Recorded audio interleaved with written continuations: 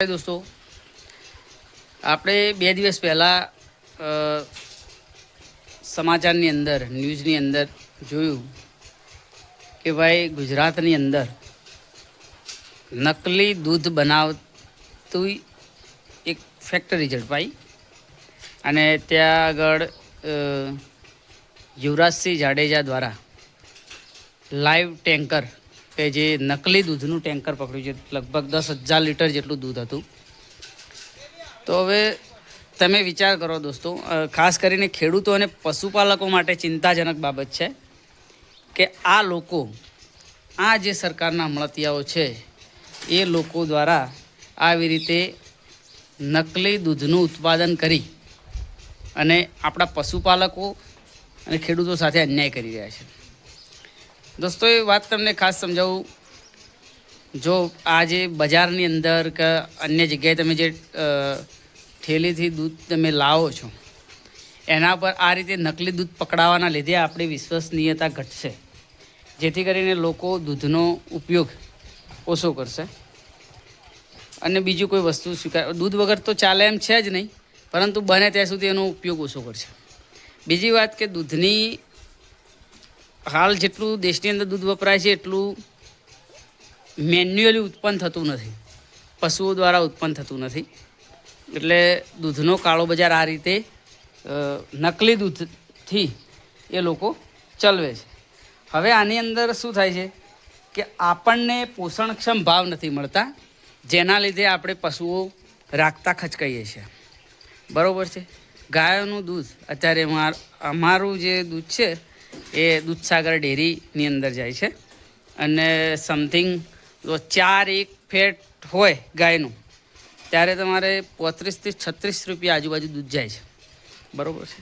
હવે જો આ નકલી દૂધનું ઉત્પાદન ના હોય અને બિલકુલ નકલી દૂધ બજારની અંદર અવેલેબલ જ ના હોય, મેન્યુઅલી દૂધ હોય, તો શું થાય કે એનું માંગ વધે તો ભાવ વધે અને લોકો 100 રૂપિયા નહીં 150 રૂપિયા ખર્ચવા માટે તૈયાર છે, પણ ઓરિજિનલ વસ્તુ માગી રહ્યા છે અત્યારે.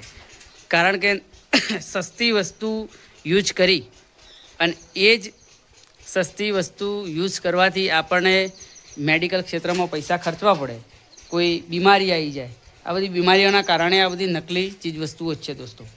એટલે લોકો તો એવું જ વિચારે છે કે ભાઈ પૈસા વધારે લો પણ અમને અસલી આપો. બરાબર.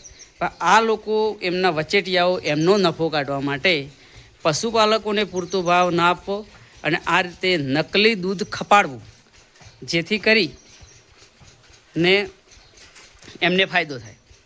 હવે આપણને પોષણક્ષમ ભાવ ન મળવાના કારણે પૂરતા પશુ રાખી શકતા નથી. હવે હું તમને, મારે તબેલો જ છે, હું તમને કહી દઉં કે જે પગાર આવે છે એની અંદરથી 50% તો ખાલી દાણમાં જાય છે, 50%. અને બીજો અધર ખર્ચ જે ચારો છે, લીલો ચારો, સૂકો ચારો, એ અલગ, આપણી મજૂરી અલગ. બરાબર છે. એટલે આ બધું ટોટલ ગણવા જતાં પશુપાલકોને સરવાળે કંઈ નફો મળતો નથી. એ લોકો, કારણ કે બધું ટોટલી આપણે ગણવા જઈએ તો કોઈ પ્રોફિટ રહેતું નથી, જેથી કરીને ઘણા લોકો તબેલા બનાવેલા પણ વેરી નાખે છે. જેને મજબૂરી છે એ લોકો જ આ ધંધા સાથે સંકળાયેલા છે. એટલે સરકારને વિનંતી છે અને ખાસ કરીને પશુપાલકોને કે આવો કોઈ નેતા આપણો અવાજ ઉઠાવતો હોય, આવી રીતે નકલી દૂધ કોઈ જગ્યાએ ના ચલાવી લેવાય. ધારો કે મારા ગામમાં હોય, તમારા ગામમાં હોય કે કોઈ બી જગ્યાએ હોય. હવે જે જગ્યાએ નકલી દૂધ ઉત્પન્ન થાય છે ત્યાંની જનતા જાણતી જ હશે, છતાં એનો વિરોધ નથી કર્યો. એટલે વિરોધ નથી કર્યો એના કારણે નુકસાન આપણને છે.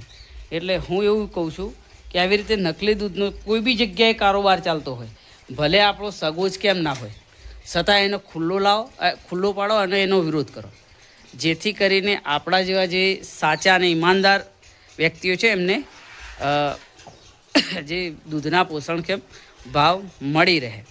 અને વિનંતી છે કે ભાઈ દૂધનો વહીવટ એ સારા અને સજ્જન માણસોને આપો, જેથી કરીને આ બધી બાબતો ના સર્જાય. અસ્તુ. જય હિન્દ, જય